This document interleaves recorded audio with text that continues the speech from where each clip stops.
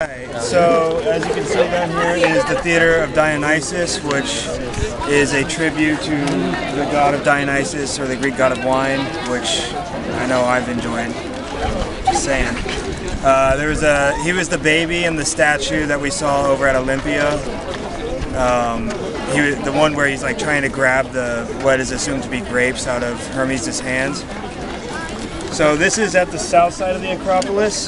This is the first Greek theater, and it is considered to be the prototype for all of the other ones, such as the one over there, for which it's often confused with.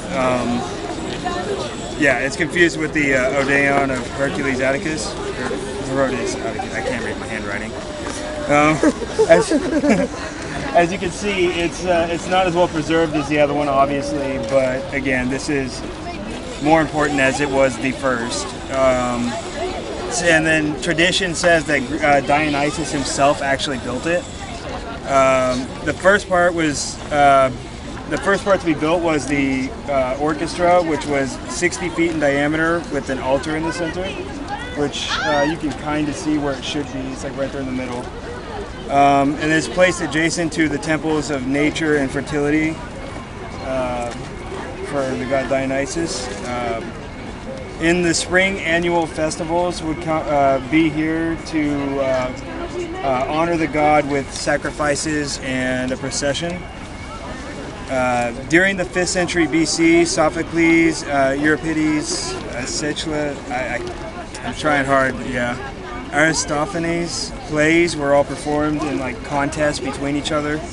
And the winners would get like a monument to be put on a certain road on the way from here. Originally, it probably had wooden benches, and it was set into the hills around it right here. And the background for the play was a building called the Skene, which was built opposite the orchestra, so it's right over there. I don't know if hand gestures really help, but I'm trying. Let's see what else.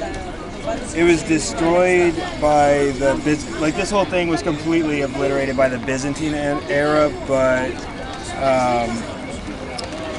there were, in the mid 4th century, there were the stone stairs that you see now, the stone seating, rake seating, was all constructed. It was capable of seating about 17,000 in its height.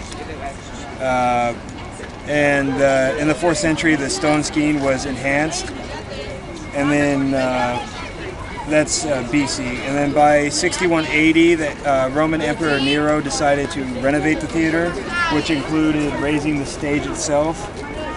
And again, by the 4th century AD, it fell into decay, which is about, it kind of it goes along the same time frame as when the Roman era started to decline also, so that's